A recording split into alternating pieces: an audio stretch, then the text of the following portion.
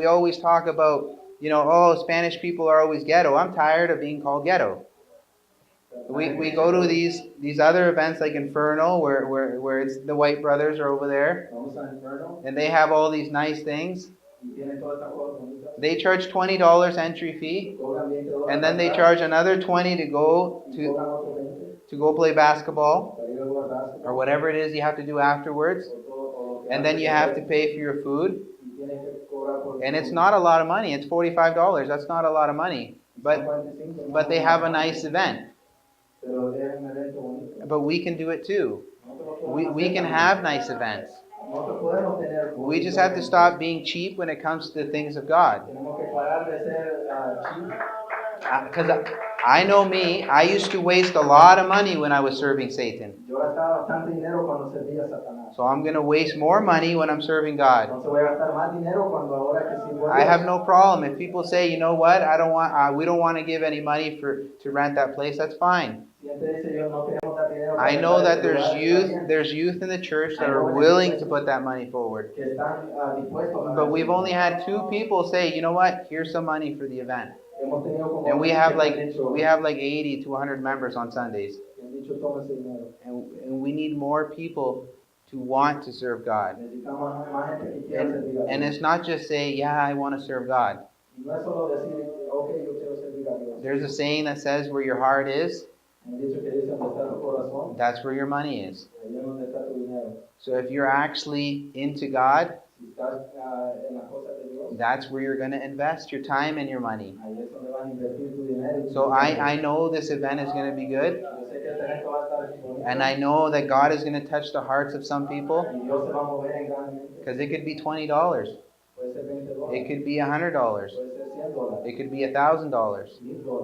If every single person gave $10, I have 80 people, we'd have enough. I'm not asking for everyone to come up and say, oh no, I'm going to give $800. It's just an offering, but we picked up an offering and no one gave anything. Well, sorry, I lied. Some people did give something, but it wasn't like something that you would say, whoa. It was kind of like, did one person give or did 80 people give? So I just want to encourage you to serve God. But not just kind of serve God, but actually serve God. You know, I've noticed that the more time that I dedicate to the things of God, the less need I have to be entertained by this world. The more times that you have to prepare a lesson for Sunday school,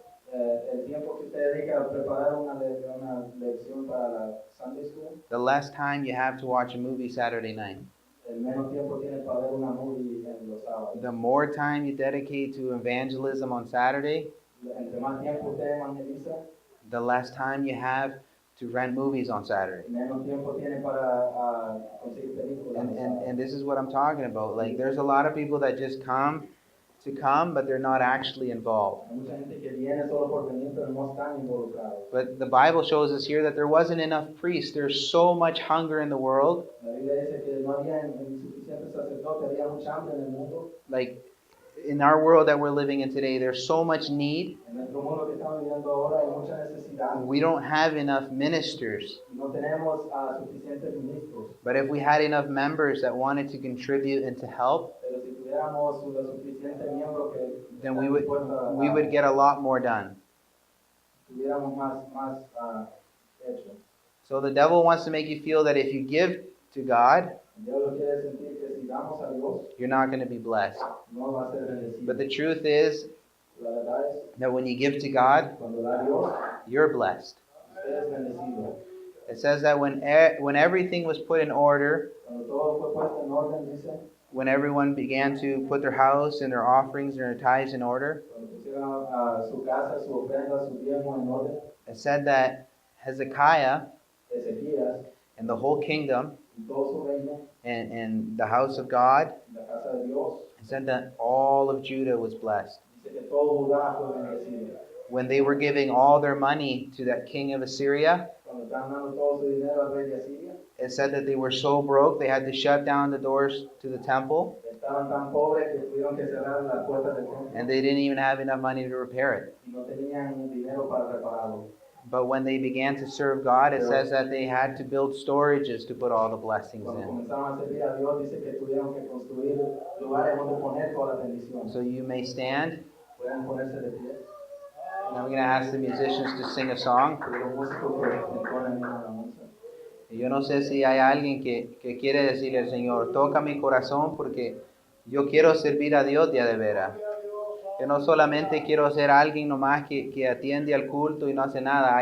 I actually want to get involved. Me dio mucho gusto ver todos los diáconos que participaron en the event and all the people that were running around. Like, my wife had an accident and I was late. And when I came here, all the stuff had been taken. It was amazing. I went to rent and I paid $90 to rent that little trailer and they didn't want to give me my money back, but whatever. But they told me that once I rent it, even if I don't use it, that I'm a loser, but whatever. But the nice thing was that it didn't matter if Brother Oscar, like it mattered because we were sad, but Brother Oscar had a heart attack. Little Oscar couldn't come. My wife had an accident, so I was unable to come. Freddie woke up late, so he was late at work. They weren't able to come, but there was so many people that took everything to church. And it's nice to see that when everyone's involved, when everyone wants to do everything. But when it's only a couple people wanting to do everything, the weight becomes too much. So I just want to encourage everyone to be generous with your praise, to be loyal with your attendance. But we also need everyone to start contributing, to start giving, because it's not just about showing up to the event that makes it good. It's about all the prayer that happens before the event. Like, I felt a change in our church since the ladies started coming and praying in the mornings. Yo he sentido un cambio. Yo no sé si usted lo ha sentido, pero yo he sentido un cambio desde que las hermanas han empezado a venir a orar. Los domingos cuando venimos aquí a ayunar, hay un gran cambio. No todas las bendiciones son material. Muchas de las bendiciones son espiritual. Yo me pongo a pensar y yo digo, ese accidente que tuvo ese muchacho, someone prayed for him. He might not have prayed. And if you ask him, he probably didn't pray that morning. And he can thank the seatbelt all he wants. But I know that it was God that saved him.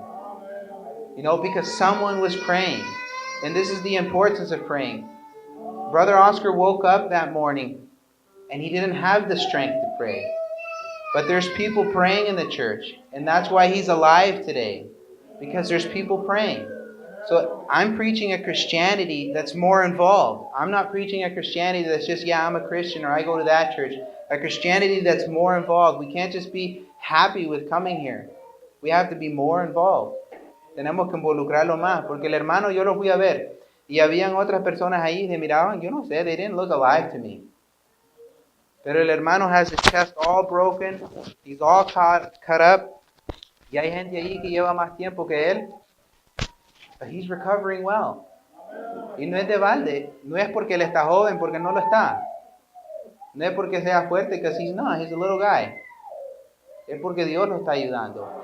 Pero todo eso no pasa solo porque nadie está haciendo nada. It happens because people are praying.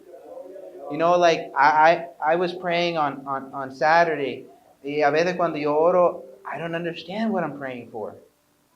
But then when my wife called me and sorry, I got hit, but nothing happened. I know that I was praying for that. But there's people that don't believe. They just don't believe.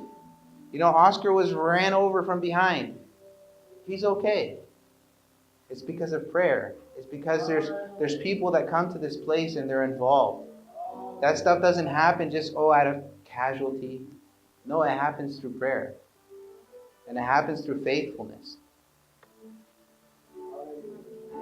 Aleluya, santo eres tú, Señor. Aleluya, poderoso eres tú, Señor. Aleluya.